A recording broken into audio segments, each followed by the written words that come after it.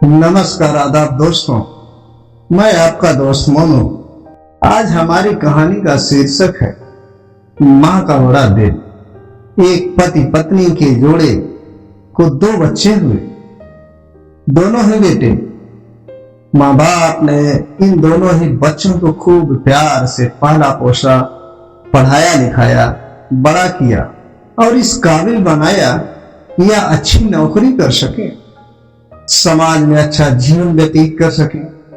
अपने बच्चों के लिए दिन रात कड़ी मेहनत करके एक बंगले जैसा 2 मंजिला घर बना कर दिया ताकि दोनों बेटे शादी के बाद भी एक साथ लेकिन अलग अलग कमरों में रह सके, ताकि आगे चलकर कभी बंटवारे का विचार ना आए और इन दोनों में लड़ाई झगड़ा ना हो। दोनों बेटों की अच्छी नौकरियां लग गई, दोनों की ही शादी हो गई।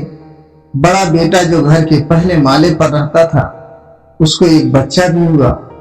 पोते का मुंह देखकर दादा दादी बहुत खुश हुए। सब ठीक चल रहा था, लेकिन थोड़े ही दिनों बाद बूढ़े पति की मौत हो गई। जब तक पति जिंदा था, दोनों बेटे और बहू माँ का सम्मान किया करते थे। जैसे ही पति मर गया, दोनों बेटे और बहू ने हर दिन माँ की सेवा करना तो दो, माँ को हर दिन खाना खिलाने के लिए भी राजी न थे। दोनों बेटे और बहुओं ने मीटिंग की और तय किया कि माँ को खाना खिलाने की जिम्मेदारी बांट ली जाए, यानी कि 15 दिन बड़ा बेटा और 15 दिन छोटा बेटा माँ के खाने की जिम्मेदारी लेगा। जिन बेटों को बिना दिन रात देखे भूखा ना होते हुए भी मनचाहा खाना हमेशा खिलाने के लिए जो माँ तैयार रहती थी, अब उसी माँ को बेटों के यहाँ पर दिनों के हिसाब से खाना दिया जाता था। माँ का दिल बड़ा था। माँ को इस बात की खुशी थी कि वह जैसे भी हो अपने बेटों के साथ रह रही है, और इसी खुशी के कारण बेटों के द्वारा दी गई रूखी सूखी भी उसे किसी पकवान से कम न लगती। लेकिन दुर्भाग्य की बात तब हो जाती है जब इसी महीने में 31 दिन आ जाते और उस एक दिन माँ को भूखा ही रहना पड़ता। लेकिन बाद जब बड़े बेटे के यहाँ 15 दिनों तक खाना खाने की बारी चल रही थी, तब बड़ा बेटा अपने बीवी और बच्चे के साथ कहीं बाहर किसी फंक्शन में जा रहा था। बड़े बहू ने माँ से कहा, माँ जी आज खाना नहीं बनाया है, हम बाहर जा रहे हैं, वहीं खाएंगे, आप अपने लिए कुछ पका लेना और खा लेना। बूढ़ी माँ ने कहा, लेकिन बेटा मुझे तो गैस चलाना नहीं आता। बहू ने कहा, तो फिर ऐसा कीजिए कि पास वाले मंदिर में भंडारा लगता है, आप पर जाकर खा लीजिए, तो आपको गैस चलाने की जरूरत ही नहीं पड़ेगी। पास में ही खड़ा बेटा और पोता ये सब सुन रहे थे, लेकिन कोई कुछ ना बोला। बात माँ को भूखा ही छोड़ बेटा और बहू फंक्शन में निकल गए। माँ को थोड़ा दुख तो हुआ, लेकिन फिर अपने आप को यह सोचकर मना किया, वो ठीक ही तो है, कभी कभी बहू को भी घर के काम से आराम मिलना चाहिए और भगवान का भंडारा खाने का सौभाग्य किस्मत वालों को ही तो मिलता है। माँ खुशी खुशी मंदिर में जाकर भंडारा खाए।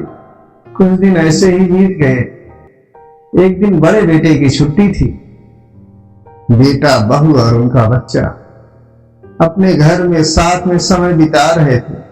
माँ बाप छोटे बच्चे को पूछ रहे थे कि वह बड़ा होकर क्या बनना चाहता है और क्या करना चाहता है। छोटे बच्चे ने बड़े ही सरल स्वभाव से माँ बाप को उत्तर देते हुए कहा, वह बड़े होकर वकील बनना चाहता है। उसकी इच्छा इस घर से भी बड़ा एक घर लेने की है, लेकिन वह घर मंदिर के पास होना चाहिए। माँ बाप ने पूछा, घर के पास मंदिर क्यों होना चाहिए?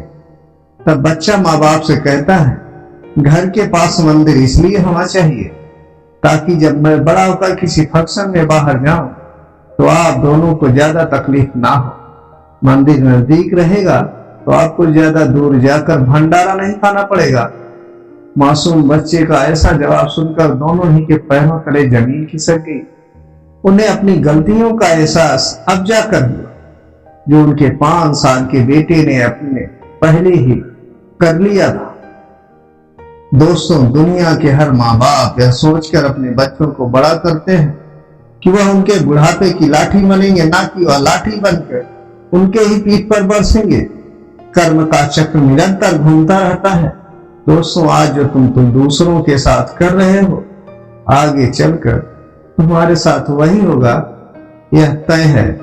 इसलिए हमेशा याद रखो कि दूसरों के साथ वैसा ही बर्ताव करो जैसा तुम चाहते हो कि बाकी लोग तुम्हारे साथ करें।